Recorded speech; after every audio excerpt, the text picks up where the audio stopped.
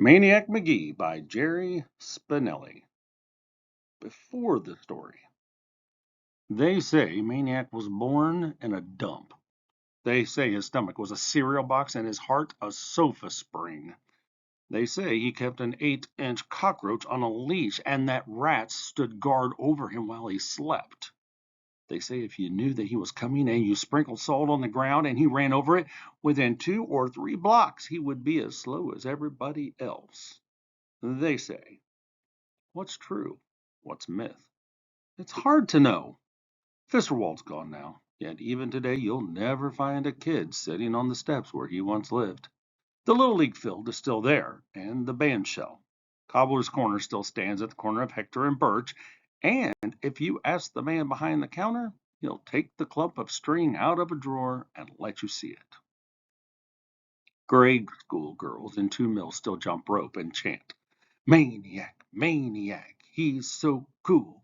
Maniac, maniac, don't go to school. Runs all night, runs all right.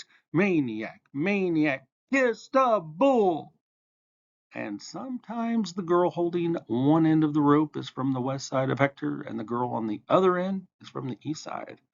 And if you're looking for Maniac Magee's legacy or monument, that's as good as any, even if it wasn't really a bull.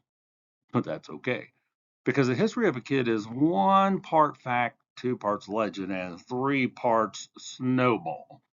If you want to know what it was like back when Maniac roamed these parts, well, just run your hand under your movie seat and be very, very careful not to let the facts get mixed up with the truth. Part 1. Maniac Magee was not born in a dump.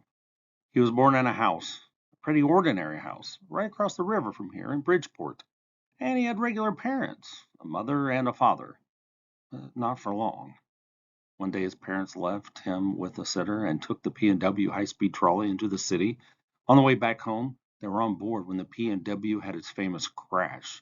When the motorman was drunk and took the high trestle over the Schuylkill River at 60 miles an hour, and the whole caboodle just took a swan dive into the water. And just like that, Maniac was an orphan. He was 3 years old.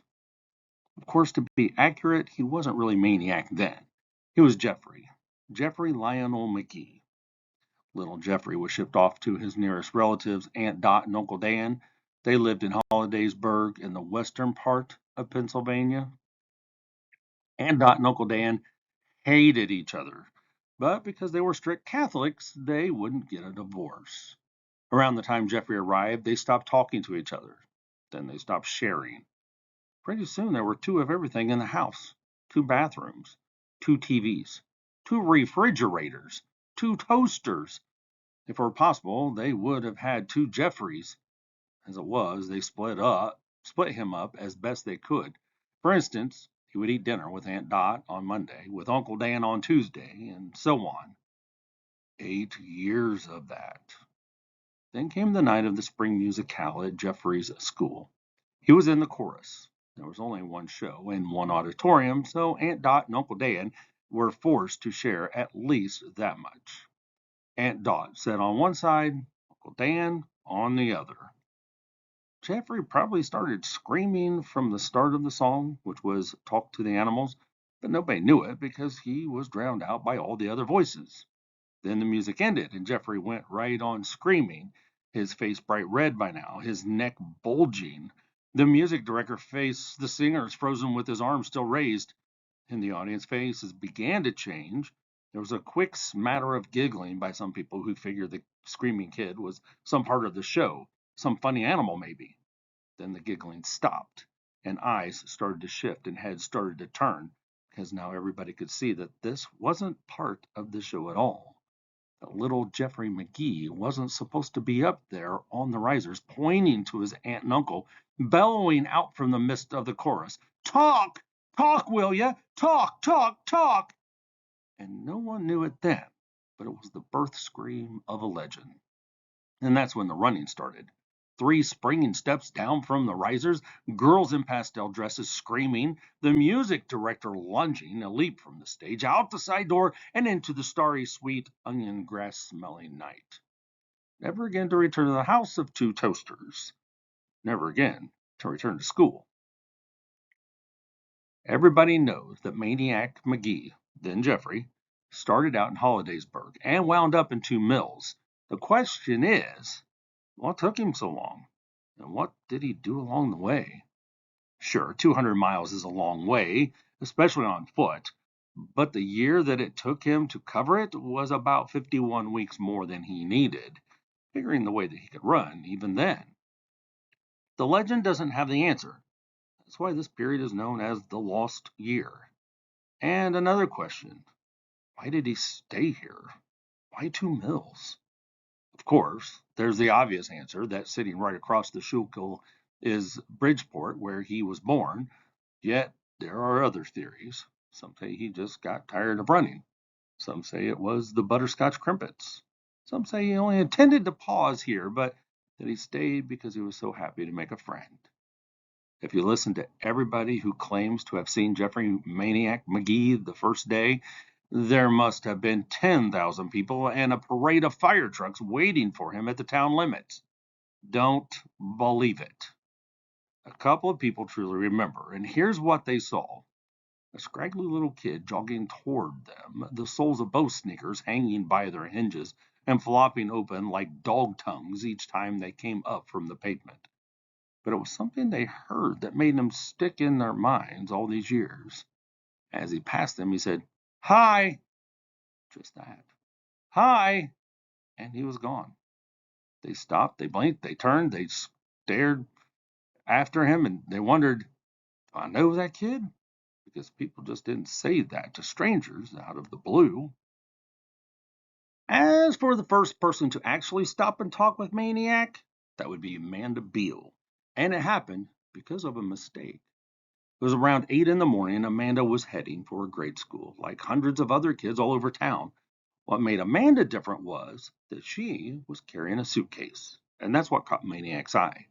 He figured she was like him, running away, so he stopped and said, "Hi." Amanda was suspicious.